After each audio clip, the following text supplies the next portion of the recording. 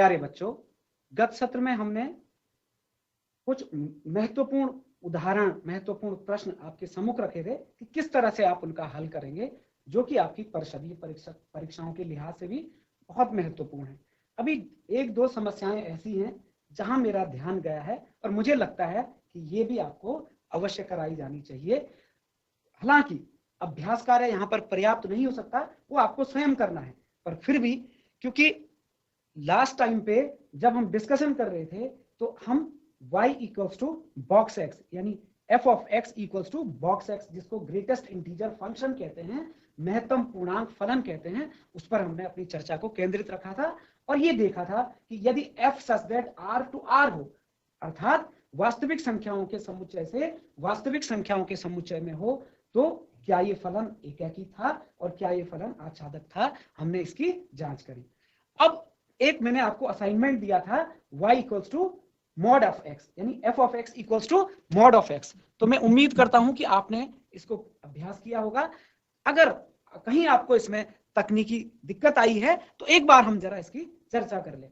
मैंने देखा है कुछ बच्चे मॉडुलस फंक्शन की डेफिनेशन में थोड़ा सा गड़बड़ी करते हैं मापांक फलन के लिए।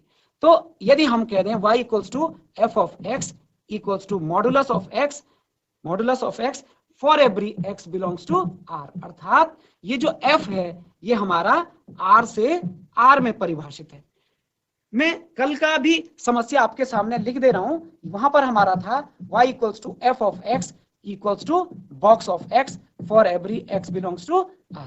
ये संकेत ही पर्याप्त होते हैं प्यारे बच्चों। जब हम लिखते हैं तो बॉक्स x हमको पता है महत्तम पूर्णांक फलन को निरूपित कर रहा है। ये जब मॉड x कह रहे हैं तो ये मॉडुलस फंक्शन या मापांक फंक्शन को प्रदर्शित कर रहा है। ये आपने कक्षा 11 में भी सीखे थे। तो यहाँ पर कल हमने इसकी जांच करी थी गत सत्र में कि जब इसका प्रांत r है और इसका सह प्रांत भी r है, तो हमने देखा था कि ना तो ये एकाकी है और ना ये आच्छादक है। अब इसी तर्ज पर पहले हम इसकी जांच कर लें, फिर मैं दोनों में एक चीज आपको बताऊंगा।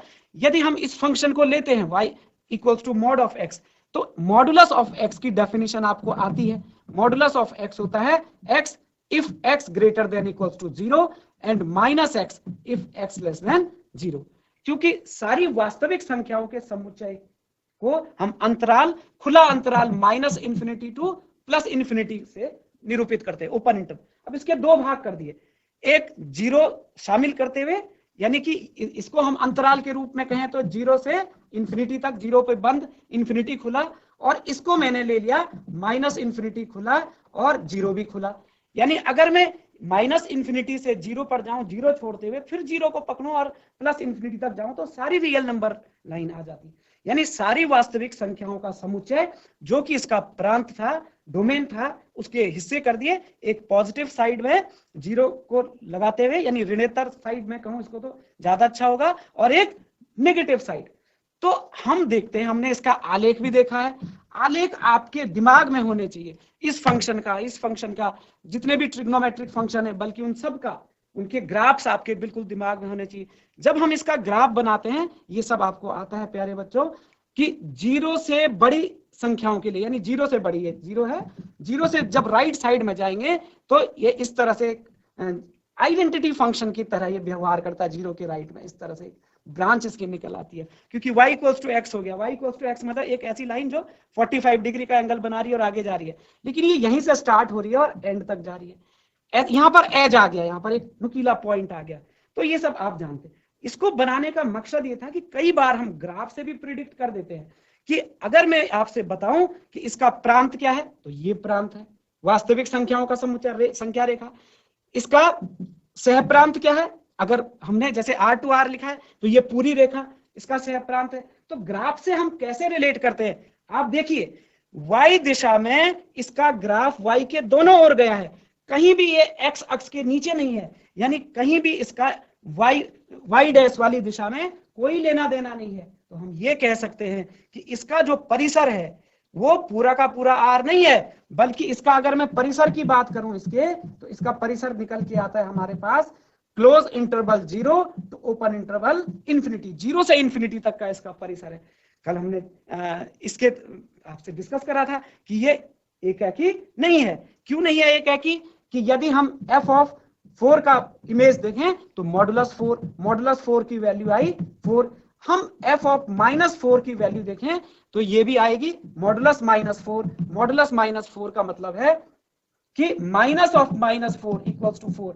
जो दरअसल हम सीधा मॉडुलस लगा के पॉजिटिव वैल्यू लिख देते हैं, उसका अभिप्राय होता है कि यदि यहां लिखी गई राशि ऋणात्मक है, ऋणात्मक वास्तविक संख्या है, तो उस पर एक ऋण हम और गुणा करेंगे, क्योंकि ऋण इंटू ऋण, माइनस इंटू माइनस, तब जाके ये पॉजिटिव होगा।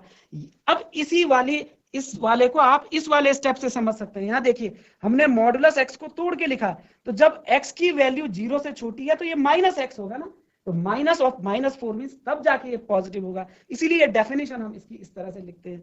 तो अब मेरा कहने का आशय ये था कि f ऑफ 4 भी 4, f ऑफ -4 भी 4 एक एग्जांपल है। तो हमने देखा कि दो अलग अलग वास्तविक संख्याओं के इमेज एक ही वास्तविक संख्या पे बने, तो बिल्कुल भी ये एक ही नहीं है। इसी तरह से अब आच्छादक की अगर मैं बात करूं, तो अगर ये R सहप्रांत में इसका आच्छादन देखा जा रहा है, सहप्रांत को हमने R लिया है, तो 0 से ऊपर की वास्तविक संख्याओं पर प्रतिबिंब बन रहे हैं और 0 को शामिल करते हैं, और 0 से नीचे की अर्थात नेगेटिव नंबर्स पर इसका कोई लेना देना नहीं है। तो ये R में, इस वाले R में ये आच्छादक भी नहीं है, क्योंकि बहुत सारी नेगेटिव रियल नंबर ऐसी हैं इस सहप्रांत के जो कि प्रांत के किसी अवयव की प्रतिबिंब नहीं है। आप लिखने का प्रयास स्वयं करेंगे तो ये हमने देखा। लेकिन अगर मैं इसमें थोड़ा सा तब्दीली कर दूं, मैं कह दूं कि f सच दैट R से तो हो, लेकिन अब सहप्रांत R ना लिख करके मैं केवल वो इंटरवल लिख लूं, क्लोज इंटरवल 0 टू इंफिनिटी, अर्थात मैंने कहा कि ये ऋणोत्तर वास्तविक संख्याओं का समुच्चय। यानी अब मैंने यहां से ऊपर का सेट ले लिया, सह परिसर को ही सहप्रांत बना लिया। देखिए, अभी मैंने जो ये फंक्शन लिखा नए रूप में, यहां पर मैंने परिसर को ही, जो इसका परिसर था उसी को मैंने सहप्रांत बना लिया, रेंज को ही कोडोमेन ले लिया। तो अब हम दावे के साथ कह सकते हैं कि ये आच्छादक है। यद्यपि ये वाला फंक्शन जब हमने f such that R to R का विश्लेषण किया था, हमने पाया, आपने भी देखा होगा कि ये आच्छादक नहीं है। तो आप इनको लिखने का अभ्यास करेंगे। इसी तरह से अगर ये इस तरह से इसी तर्ज पर, इसी के समान यदि मैं इसमें भी थोड़ा सा तब्दीली कर दूं, इसी मापांक फलन में मैं लिख दूं, सॉरी, ये बॉक्स x महत्तम पूर्णांक फलन में, कि ये R से परिभाषित है Z के ऊपर। Z यानी पूर्णांक संख्याओं का समुच्चय, सेट ऑफ इंटीजर्स। अब मैंने इस वाले जो सहप्रांत था, इसके क्योंकि इमेजेस Z पे बन रहे थे, पूर्णांक बिंदुओं पे बन रहे थे, 0, 1, 2, -1, -2, सो ऑन सो फोर्थ, उस पूरे सेट को ले लिया। अर्थात इस बॉक्स फंक्शन के महत्तम पूर्णांक फलन के जो जो इमेजेस थे, उन बिंदुओं के समुच्चय को लेते हुए मैंने Z लिख दिया। अब अगर इसी को मैं सहप्रांत मान लूं, तो अगर आपको फंक्शन इस तरह से लिखा हुआ मिलता है, मान लीजिए, तो इस दशा में ये एकाकी तो नहीं है, 1 1 नहीं है, लेकिन अब ये आच्छादक हो गया। देखिए, अभी ये भी आच्छादक हो गया और ये भी आच्छादक हो गया। अर्थात सहप्रांत हमको किस प्रकार का दिया गया है, प्रश्न को हल करते हुए हमको इस पर भी विचार करना होता है। इस दशा में ये फलन आच्छादक हो गया और ये भी आच्छादक हो गया। इसके अलावा एक और इंपॉर्टेंट फंक्शन है जो कि आपने क्लास 11th में सीखा है, और जो मैंने ये टॉपिक ऊपर लिखा है, कंपोजिशन ऑफ फंक्शंस, फलनों का संयोजन, एक बिंदु है महत्वपूर्ण इसके बाद का। उसको समझने के लिए आवश्यक है कि हम आइडेंटिटी फंक्शन यानी तत्समक फलन के बारे में जाने। तो ये मैं इसमें बहुत समय नहीं लूंगा, आपका संक्षेप में मैं बता दूं, y equals to f of x equals to x, और जहां f परिभाषित है R से R के ऊपर, यही फंक्शन हमारा आइडेंटिटी फंक्शन कहलाता है, तत्समक फलन कहलाता है। तत्समक फलन, या इसको हम कहते हैं आइडेंटिटी फंक्शन।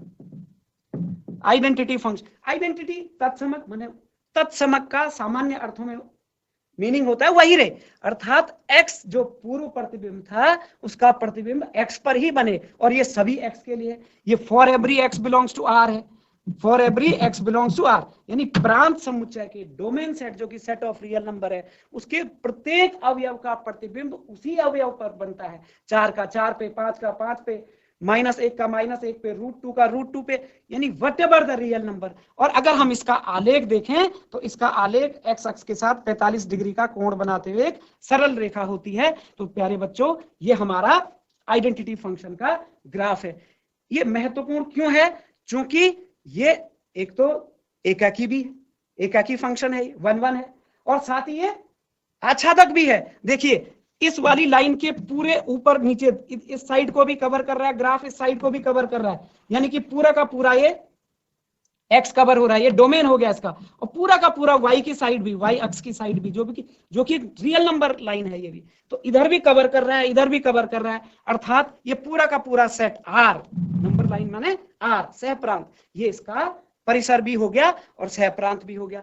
तो प्यारे बच्चों, कहने का आशय ये है कि जो तत्समक फलन है उसकी खासियत क्या होती है कि प्रत्येक बिंदु का प्रतिबिंब स्वयं पे बनाता है, और मतलब x का प्रतिबिंब x पे बनाता है, x x टाइप के ऑर्डर्ड पेयर f में होते हैं, हम ये भी कह सकते हैं। और ये फंक्शन बाइजेक्टिव होता है, यानी एकाकी और आच्छादी दोनों के दोनों होता है। तो मैं उम्मीद करूंगा कि आप इन छोटे छोटे बिंदुओं का उपयोग अपनी प्रश्नावली के प्रश्नों को हल करते समय, अभ्यास प्रश्नों को करते समय जरूर करेंगे।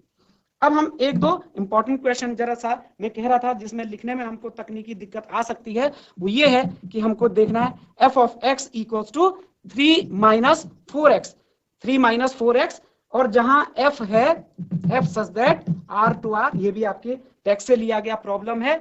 हमको ये जांच करनी है कि क्या ये एकाकी है और क्या ये आच्छादी है, या इसको हम कह दें कि प्रूव करने को भी आ जाता है कि prove that this is bijective, एकाकी आच्छादी है, ऐसा सिद्ध कीजिए कि ये गिवन फंक्शन हो गया। मैं क्वेश्चन लिखूंगा नहीं, ये आपको गिवन फंक्शन हमने दे दिया, ये इसका डोमेन है और इसका रेंज है।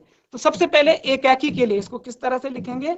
एकाकी दर्शाने के लिए क्या करते थे? फॉर 1 1 हम क्या करते हैं, माना x1, x2 belongs to r, यानी प्रांत वाले r से हमने x1 x2 ले लिया, सच दैट किस प्रकार के x1 x2 लिए हैं कि f of x1 equals to f of x2, f of x1। अब f फंक्शन x का इमेज इस पे बना रहा है, तो x1 का किस पे बनाएगा? देखिए, यानी f of x1 का मतलब फलन का x1 पर मान, x1 रख दीजिए, 3 minus 4x1, ये हो जाएगा 3 minus 4x2, समान राशियां कट गई, बल्कि -4x1 इक्वल्स टू -4x2, -4 से -4 भी कैंसिल हो गया, देयरफॉर हमारे पास आ गया x1 इक्वल्स टू x2। हम खुद लिख सकते हैं, क्योंकि किसी x1 x2 belongs to r के लिए, जिसके लिए f(x1) equals to f of x2 है, x1 इक्वल्स टू x2 आता है, तो therefore f is 1 1, f is 1 1, ये 1 1 हो गया।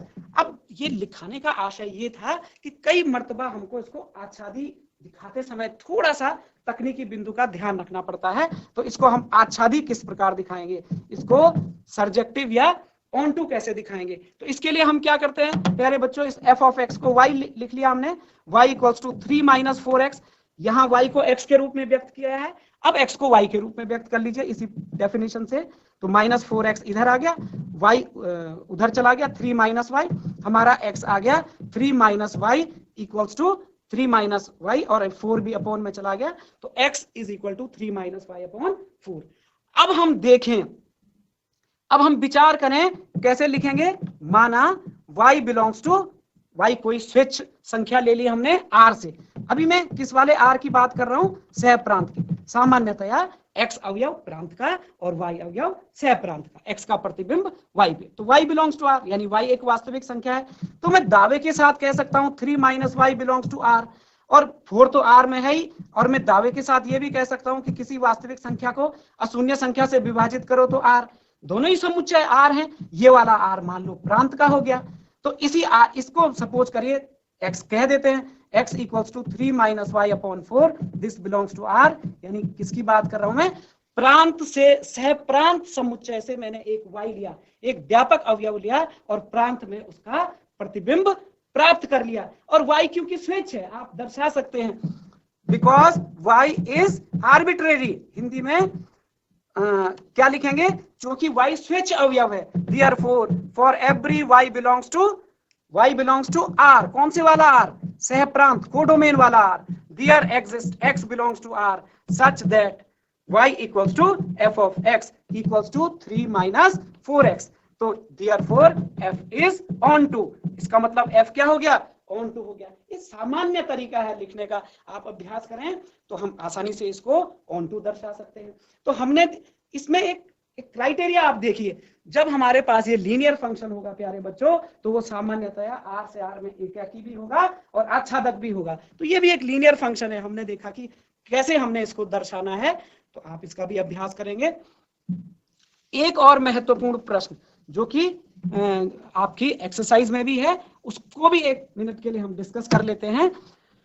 वो है कि अगर आपके पास मान लीजिए एक फंक्शन दिया हुआ f of x equals to, इसको सिंपल डिस्कस करेंगे 1 प्लस एक्स स्क्वायर। अब जांच करेंगे कि क्या ये f अगर आपके पास r से r में हो, यानी प्रांत भी r, सह प्रांत भी r, तो जांच कीजिए कि क्या ये एकाकी है, 1 1 है।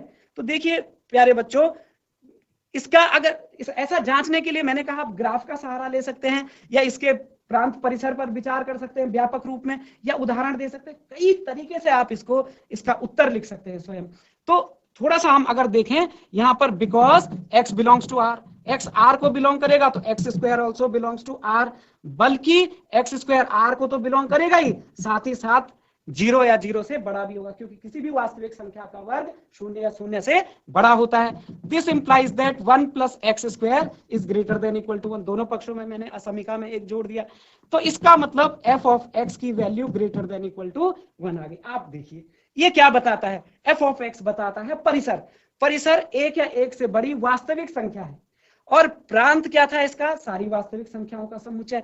तो इतना लिखते ही आपको स्पष्ट हो जाना चाहिए, भले लिखें आप किसी भी विधि से, इतना लिखते ही स्पष्ट हो गया कि r से r में ये फंक्शन आच्छादी नहीं है, सर्जेक्टिव नहीं है, ऑन टू नहीं है, क्योंकि 1 या 1 से बड़ी संख्याओं पर इसके प्रतिबिंब बनते हैं, 1 से छोटी जो संख्याएं हैं उन पे प्रतिबिंब नहीं बनेगा। ये इसका रेंज रिप्रेजेंट कर रहा है, रेंज रिप्रेजेंट कर रहा है। तो हमने दिखा दिया, दर्शा दिया, समझ लिया कि ये फंक्शन हमारा कहीं से भी क्या कहते हैं, आच्छादक नहीं है r से r में।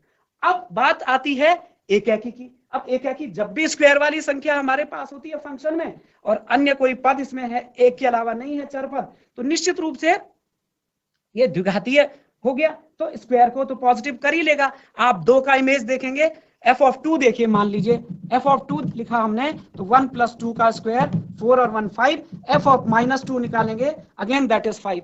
तो 2 और -2 अलग अलग संख्या हैं, जबकि उनके प्रतिबिंब एक ही संख्या पे बन रहे हैं, तो इसका मतलब ये एकाकी भी नहीं है। इसी उदाहरण से हमने दिखा दिया। ऐसे बहुत से जोड़े हैं, जितने भी आप x और -x लेंगे, दोनों की इमेजेस सेम पॉइंट पे बनेगी, तो निश्चित रूप से ये एकाकी नहीं है, 1 1 नहीं है, और r से r में ये आच्छादी भी नहीं है। आपको और एक छोटा सा असाइनमेंट और दे रहा हूं मैं, इसको आप अवश्य करें। f of x equals to x minus 2 upon x minus 3। आपको इसकी जांच करनी है 1 1 के लिए, और जांच करनी है ऑन 2 के लिए। 1 1 और ऑन 2 के लिए आप जांच कीजिए आज ही, और देखिए कहां से कहां है ये। f is such that from set A to set B, जहां A का मान है, सेट A का मान R वास्तविक संख्याओं के समुच्चय से एकल समुच्चय घटा दिया 3, और B हो गया प्यारे बच्चों वास्तविक संख्याओं के समुच्चय से एकल समुच्चय घटा दिया 1।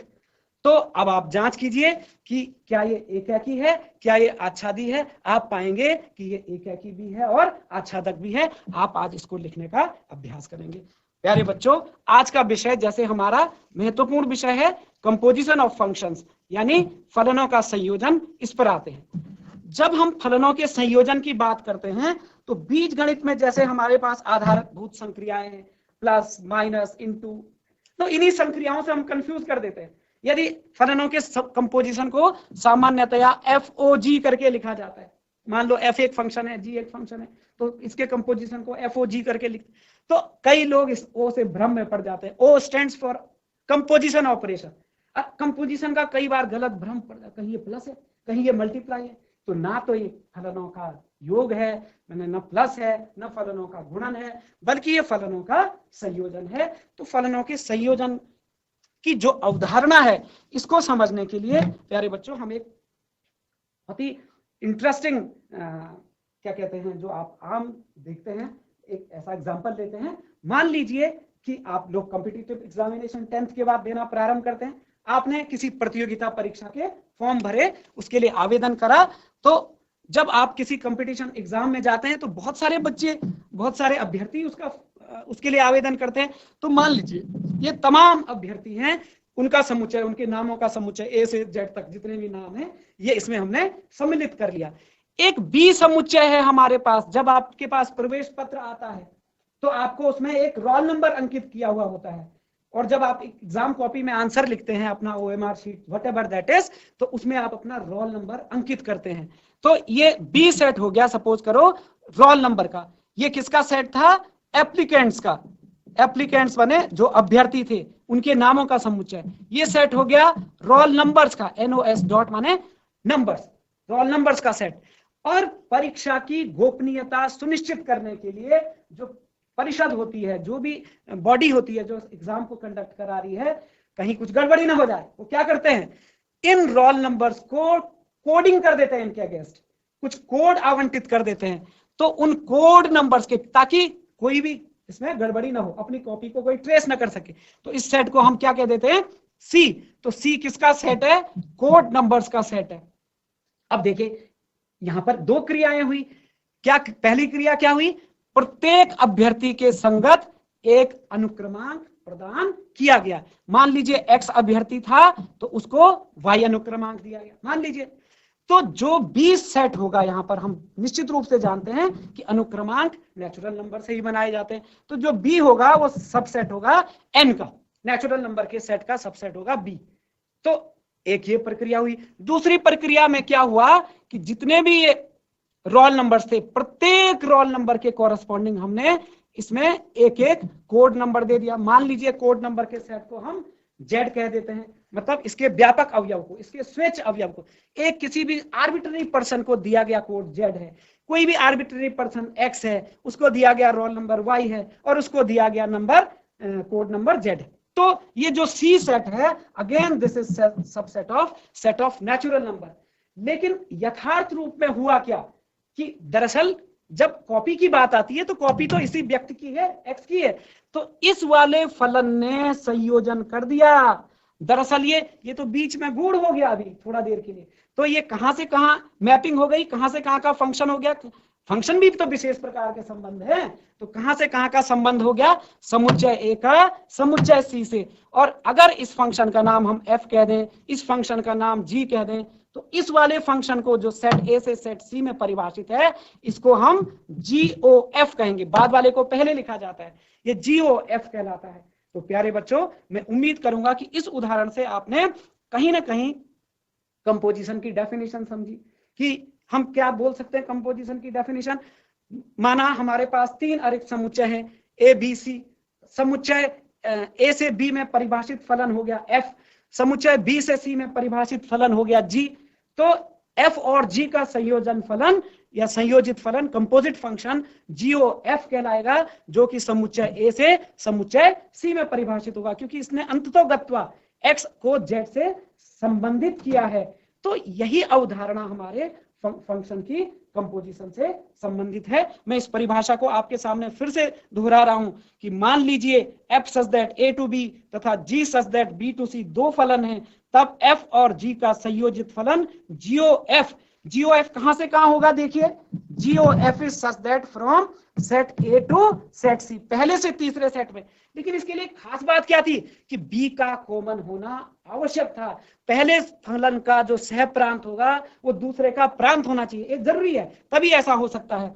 तो और सच दैट इसने क्या किया? GOF of x equals to G of f of x। इस पे कल पुनः हम चर्चा करेंगे अगले सत्र में, for every x belongs to A। तो यानी कि GOF का प्रांत ये हो गया और GOF का सह प्रांत ये हो गया। तो आज आप इस धारणा को पुनरावृत्ति करेंगे, नोट्स बनाएंगे अपने। Enjoy your day, enjoy your sessions. Thank you.